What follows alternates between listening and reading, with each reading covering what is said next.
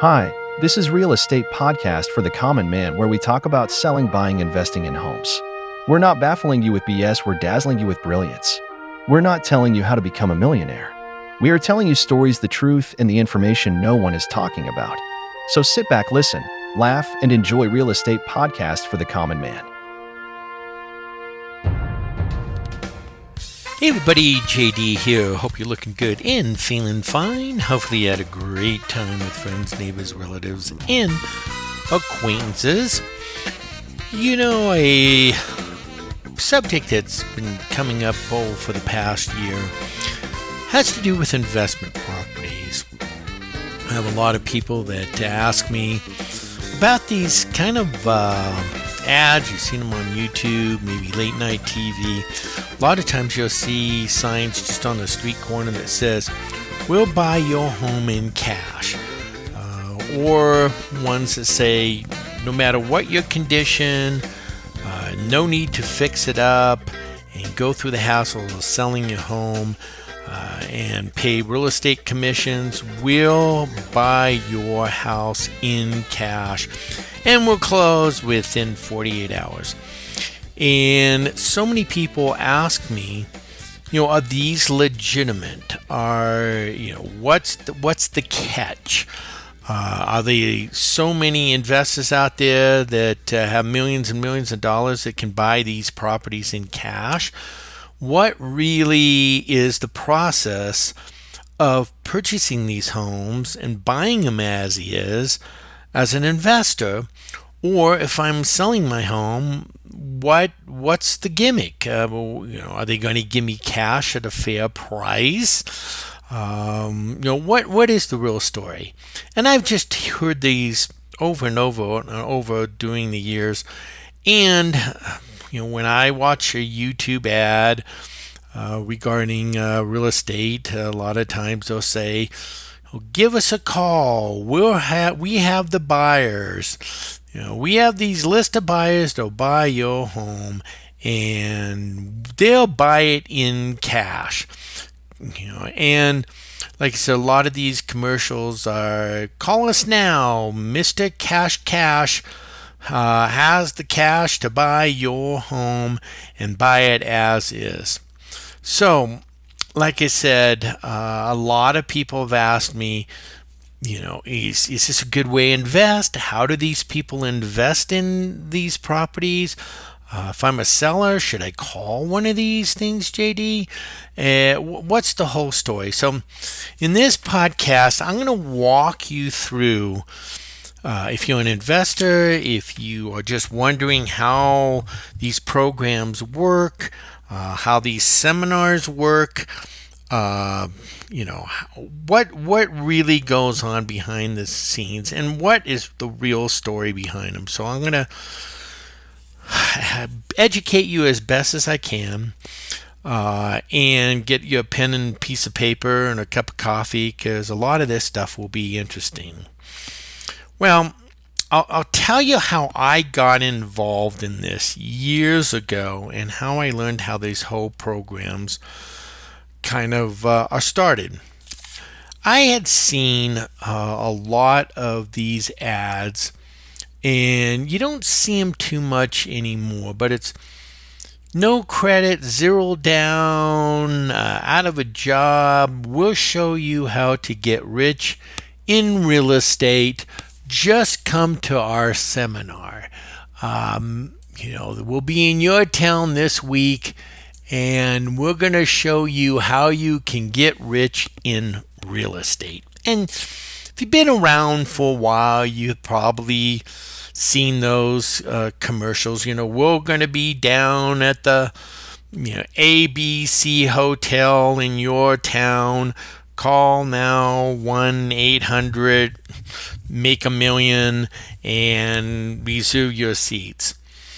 And you've seen them all. And years and years ago, I don't know where I came in contact with this gentleman, but he actually did those seminars. He went all through the nation, and he actually taught people information on, purchasing a home in investment properties and, making it get wealthy in real estate. And we got talking. I'm trying to remember where I met him. And I told him what I did. I said I've been in real estate and so on and so forth. And we talked, and he said, "Would you ever consider going on the real estate circuit, educating people and selling seminar programs?" And I went, it sounds interesting. And he said, "Well, I'm in town. I'm doing these seminars. I'll give you a free pass. Come backstage and see how the whole process works. And if you're interested, then we'll talk, and I'll be glad to hire you because you seem you're pretty knowledgeable. And if you're not, then I'll just kind of wish you well." And I said, "Okay, that sounds great." So, it was that weekend, and I was kind of new. Had been in the business I'd say maybe 4 or 5 years, but I was just curious. I thought maybe I'll learn something. I'll learn how the process works, and maybe pick up a few things to kind of help investors and just knowledge in general. So I went in, showed my pass at the door, and they let me in. And I got there probably an hour before the actual seminar started, and I got to kind of go behind the scenes and saw how the stage was set up, and the projectors were set up, and the sound systems were set up, and there was a gentleman, actually maybe 3 or 4 people putting chairs out in this little, I'd say it was kind of like a small little ballroom. It wasn't really a ballroom, maybe a conference room. And they had put out, I'd say maybe 200 chairs. And they were just getting this all set up. And as they were getting set up, what I found kind of interesting and a little strange is that the doors to this conference center, or this little ballroom, were actually closed. So I went, this is kind of interesting. Wonder why it's closed. So I found my way out and went kind of around, not really the building, but kind of around this ballroom area. And I found this hallway, and I went through the hallway and into the lobby, and there was probably maybe around 200 people just wandering around the hallway, drinking some coffee. And in front of the doors that were actually closed, that were the entrance to this little conference ballroom area, there was people in front with a table, and they were just registering people and giving people these little brochures and pamphlets about the seminar and what they were going to actually be, and one of the things that they were going to go over, and so on and so forth. Plus they were, they had some of those CD packages of the gentlemen that I met about different things, financing, real estate, and so on, that they were trying to sell. Well, I thought, wow, what a pretty decent turnout. And so I went back behind the stage, and about, I'd say, 15 minutes before they opened, one of the people that were organizing backstage, I think it was the manager, or I don't know, the promoter or someone. It wasn't the gentleman that was actually promoting, or I met with the seminar. I think it was just one of their team members. He comes out and he says, "Hey, I need a count of the people that are out in the lobby waiting to get in." So a gentleman came in. He said, "I think there's about 200 people." So the gentleman said, "Well, I think we had the chairs set up for 200 people. So I want a couple of you guys to remove about 25 of the chairs and put them behind the stage.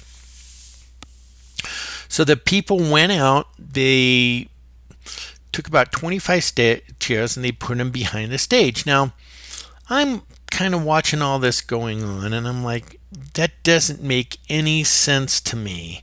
There has to be a reason, unless the people in the lobby, not all of them were going to go to the seminar. Maybe they were sitting there and they were at business meetings in the hotel or something. I really didn't know.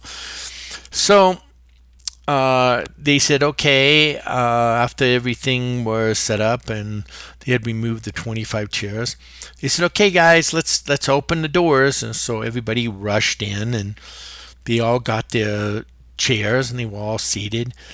But remember, there was about 200 people in the lobby, and they had removed about 25 chairs. So it's about 25 people just kind of standing up and kind of roaming in the aisles trying to find chairs, and there was no chairs because they were all filled. So one of the guys that were part of the team of the people who were doing the seminar, he came out and he said, wow, look at all the people here. Wow, we weren't expecting this turnout. I'm sorry you guys have to stand. This is just an amazing turnout.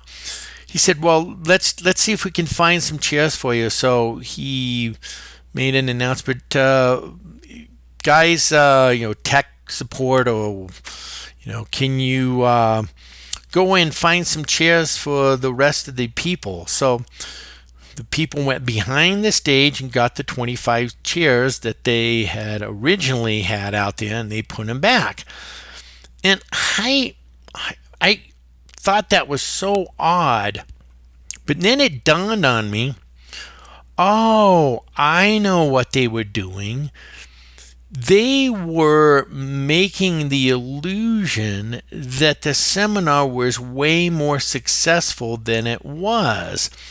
Because by taking the chairs out and having people standing up, it gave you the illusion that it was like sold out. There was so many people here to go to the seminar that they weren't expecting that much. And by bringing in the chairs, it just, gave, like I said, the false impression that the seminar was way better than what they had thought. So I thought that was kind of odd and maybe a little sketchy. So I thought, well, I wonder what else they're doing on these. If they're doing that, what else interesting things that they were doing? So they gave this, a guy comes out and, he's all real energized. We're going to show you how to make it rich in real estate, and yes, you're all going to be millionaires, and blah blah blah blah blah blah blah. And I listened to what he said, and it was really interesting because what he said to kind of entice these people, you could probably go to the library and find books for free and do it. So what happens is, which I found really interesting, is that, he said, hey, thank you very much. And after this seminar was done, he gave this information to entice people to join a class that was Saturday. And it was like $500, and it was going to teach you how to find these deals. So a lot of people signed up. And then I got to go behind the scenes, and he gave you some more information, but it was like stuff that you could just find in the library. And then he said Saturday, well, Sunday, if you want to go up a level and really see how to finance these deals and make money and know how to find it, it's going to cost you another, I think it was like $2,000 or something. So by the end of this weekend, it probably cost you close to $3,000. And it was really interesting. I learned a little bit on financing and finding investment properties and so on. But what I found out is, as I got a lot more educated and experienced in real estate, I found out a lot of this stuff really never worked. And a lot of the stuff that he was saying, you could have just, like I said, went to the library and got books and studied them, and probably saved $3,000 or $4,000 in seminar costs just reading library books. But it was really kind of interesting because a lot of these late night seminar people, they were really in a gray area. They were really selling these seminars and convincing people with this knowledge they could go out and make millions of dollars in real estate, but in actuality, very, very, very few of the people that were in these seminars ever made any money. And a lot of people just threw their money away and spend all this money and never really made it. I mean, they go out really, really exciting, and then they try to apply what they learn in the seminars, and in the real world, it doesn't really help work. So, I learned that. It was really interesting. Well, my next step was a gentleman that came in, and he wanted to buy properties, and I said, okay. And he said, I said, well, that's great. Have you been, pre-qualified? Have you been to a lender? And he said, no, I'm a cash buyer. And boy, he was young, and I'm like, wow, how in the world are you got cash? He goes, oh, I got cash. I work with partners. And I was kind of gullible, so I said, well, okay, I'll kind of work with you. I said, do you have any type of letter that states that you can, buy these houses in cash? And he gave me this letter that was like, I had like 5 people look at it, and it was really confusing. It was a lot of double talk and just a lot of terms and things that, nobody in real estate really understood. I think it was just a letter to confuse people. So when somebody asked them for any type of financing letter that states they can buy in cash, whoever you worked for as your partners just threw this thing together. So I went, okay, you got this letter, and I guess it looks okay, and nobody really understands it, but it's probably certain financing that we're not familiar with. So he said, I want to put in 4 offers, and this is the offer I want to put in. And I thought, wow, boy, those are really low offers. But I thought, I'm broke. I'm just starting out. I really don't really have a lot of business going. So I'll just put in these offers. So what I did is I kind of put a little template together, and I filled out these offers. But what made it really interesting, he never really wanted to look at the properties. And I said, well, don't you want to look at the properties? He goes, no, I really don't care. If I can get it at this price, it'll be cash. So I said, okay. So we put in 4 offers, and I was really, really skeptical about this. I thought, oh, great, I just wasted my time. And 2 of the 4 offers were accepted, and I went, wow, holy smokes, this is like the easiest commissions I ever made. And I thought, wow, he got these houses at incredible deals. So he had closed on the 2. The other 2 never accepted it. And about a couple of months later, he had flipped them, and he made some decent money. And I'm like, wow, this guy is phenomenal. So he calls me back and he says, JD, I want to buy some more properties. So I said, okay. And he goes, just come over, show me the properties, and I'll just show you which ones I want to bid on. And if we get the offer accepted, then I'll go look at the properties. I'm like, okay, that sounds great to me. So I must have put in 100 more offers and never got any of them ever accepted. In matter of fact, the real estate commission called me and said a lot of the listing agents and their sellers were really angry at me, and they wanted to know if this was some sort of scam and so on. I said, no, it's not really a scam. I'm dealing with an investor, and he's a cash buyer, and he's bought in some properties, and this is just the way he likes to offer. And they said, well, it's really making a lot of the listing agents and the sellers really angry. And the real estate commission advised me not to really work with this guy anymore because the offers were just kind of oversaturating the market, and that I was getting kind of a bad name for myself. So I quit. I just said to him, I'm not the real estate agent you really want. And we put in 100 offers, and I gave it the old college try, and nothing's really working. So he said, okay, and he left. And I said, okay. So I went on. And then all of a sudden, probably about maybe 4 months later, I get another gentleman just like this guy.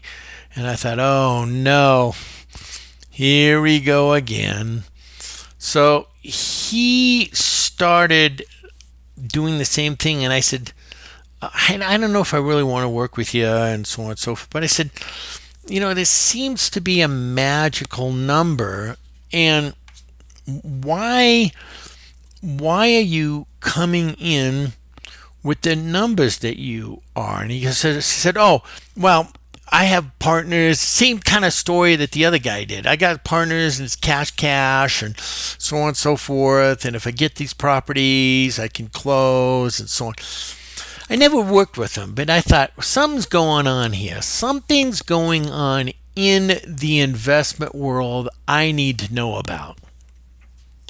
So I started calling, doing research, and I found out there was a secondary market that all these people were doing. And on these late night seminars, and like I said, these real estate get rich quick, no money down, no job, no credit.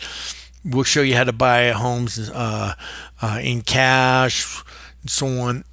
It's special secondary financing, and it's called hard money lending. And the more and more I looked at it, the more and more it was really, really interesting and really intriguing. And I thought, oh, okay, now I see what a lot of these so-called, quote, real estate investors were actually doing. What hard money lending is, in a sense, I mean, it's kind of, to make this easy, it's kind of like a payday loan. Kind of high interest rate, short-term pay, and short-term financing, and you have to pay us back in a month or so, and so on and so forth. It's kind of along that lines. So I did my research, and what hard money loan is, it's kind of private investors that kind of pool their money to loan to investors who are doing fix and flip properties. And they really don't care about your credit, your job, how much money you have in the bank. All they care is what's the house worth and what are you getting it for? Kind of the equity. So they're really loaning you on the equity or the collateral in the home, not necessarily the person who's buying it. So I looked more into it, and there's stipulations, which is, I can see why so many of these, hey, we'll buy your home in cash, call us now, work, because a lot of these people don't have money. They're broke. But the interesting part is the people loaning them money don't care.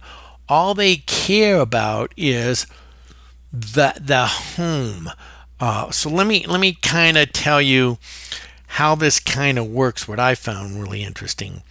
So let's just say you go out and you find a property, and let's say completely fix up. I'm just going to use kind of numbers here, so you might want to write this down. So you find a property and it's beat up. It's just the yard's terrible. The roof needs to be redone. The water heater's rusted out. The furnace doesn't work. It's just a dog of a house. But fixed up, like I said, really fixed up, painting, new carpet, new roof, and so on. That house is worth $500,000. Okay, what this hard money lending says, if you can get this house 25% below what the house is worth when it's fixed up. So if you can get this house that's, say, fixed up, okay, and it's worth $500,000, if you can get this house $125,000, that's 25% below market or 50% below market. But I don't know how many people are going to sell you a house that's worth $500,000 and give it to you for $250,000. But it really depends on how desperate and how trashed out the house is. Because a lot of people just might not have the money to fix it, or they've inherited a house and it's just a dog of a house. It's never been fixed up and they just don't have the money to do it. They just want to unload it. And maybe the grandparents have died and there's no loan on the house, and so they can sell a house that's fixed up worth $500,000 for $250,000 because they're thinking, I'm making $250,000 in cash, and I don't care. It's not my house. It's grandma and grandpa's, or mom and dad's, or whoever they inherited it is. So that's kind of how it works. So I thought, okay, the hard money lenders are saying, if you find a home that's $500,000 and you can get this home $125,000 under what it's worth, we'll give you the loan. So they're not, like I said, they're not financing the person. They're just financing the equity in the house. So they say you get the home like that. Now, you got to understand, it's really, really difficult. And like I said, once I learned why I had to put 100 offers in and nobody took them, is a lot of people, if your house is worth $500,000, they're not going to give you the house for $125,000 less, or 25% less than what it's worth. So you got to just put offers in and offers in and offers, and maybe you will finally get it, like I did. And that's why the gentleman I worked with didn't want to look at the homes. He figured, hey, if somebody's going to buy the $500,000 home and give it to me $125,000, I'll look at it after they accept it, because there's equity in there, and I'll just fix it up and flip it. So, and they also, what they do is they finance. A lot of the hard money lenders will also finance the fix-up costs. So, like I said, there's a lot of them that are out there, and those are the types of people that say, we'll buy your home in cash, or real estate agents. If we don't sell your home, we'll buy it. Well, that's kind of it is. They're not going to give you a beautiful home, well conditioned, really nice landscape, great. They're not going to give you, if your house is worth $500,000, they're not going to give you $500,000.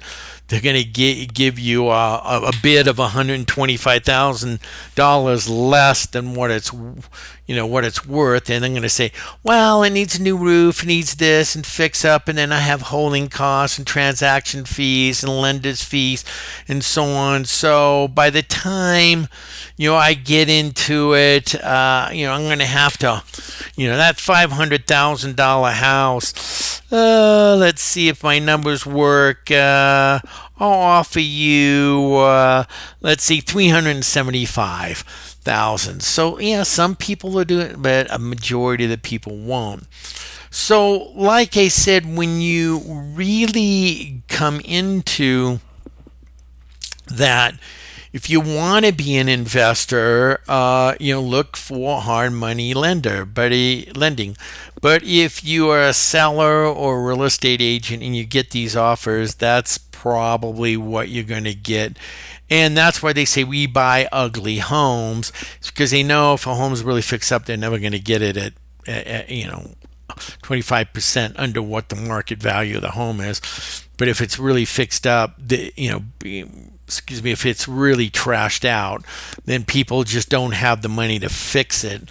So they figure, hey, if I can just get out of this house, great, I'll take whatever I can and leave.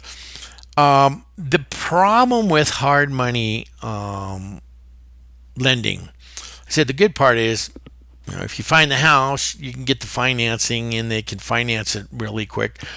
There's not really a formal appraisal. There is kind of an appraisal, but all they care is the house worth 25 to 50% below what the market value is. And if it is, you got the money. But like I said, it's so difficult to find these properties. And like I said, those seminars and these investors, they make it easy. Just go out, throwing offers. Oh, you're going to get people accepting. You're going to get these properties, pennies on the dollars. You're going to put a floor in a box and cheap appliances. And within a few months, you'll be able to walk away with $50,000 to $75,000 profit. Yeah, and my chances of winning the lottery pretty much the same as you finding these deals. But they do happen. It just, people get burned out before they actually get a deal. And then, like I said, they come in and they really think these properties aren't going to take that much work, and then they come in and they get the financing from the hard money lenders, and then the hard money lenders will only finance kind of what the fix-up cost is. So if you underestimate that, then you're going to have to come out of your own pocket, because they're only going to give you what you say it's going to be with fixing it up. So if you're saying, hey, this house is only going to be $50,000 to fix it up to a $500,000 price, they're going to give you $25,000. But let's say if it needs new roof, new paint, new carpeting, and you go, oh wow, or maybe some structural problems, this is going to cost me $80,000. Then they're going to say, well, sorry, we gave you the money to fix it up, use it what you can, and hopefully you'll sell it. So then you're kind of stuck, and then you're kind of just really cutting corners, floor in a box, use appliances, and you're just putting a bunch of fluff in. And then when you try to sell it, then people come in and it looks great, but then they do a home inspection, find out there's structural problems, or the furnace is shot, or the roof needs repair, and they come back and they say, we want all these fixed, but you put so much money in all the cosmetics that you don't have any money to put in anything else. So you say, sorry, I'm not going to fix up the roof or fix the foundation problems, and they keep backing out. Well, these hard money loans, they're short-term loans. They're not 30-year loans. They're just basically fix and flip loans. So they might be 3, maybe 6 months, maybe a year. So you got to get in that house, fix it up, and flip it within maybe 3 to 6 months. And a lot of these people, they don't just hand you the investors or this hard money investor loans. They just don't give you the fix-up money right off the bat. So let's say you buy a home, it takes $25,000 to $50,000 to fix it up. They don't hand you that, because they're afraid that if they hand you that and you walk away and take their $50,000, then they're stuck with this, house that needs a ton of repairs, and they're not in the real estate market, and they're not fixing flippers, they're investors. So now they have to foreclose, and now they have to fix the home up, and they don't really want to do that. But here's the catch. If you go in, and so many people do this, they go, oh, I can fix and flip this in 3 months, and then they don't. It costs more money.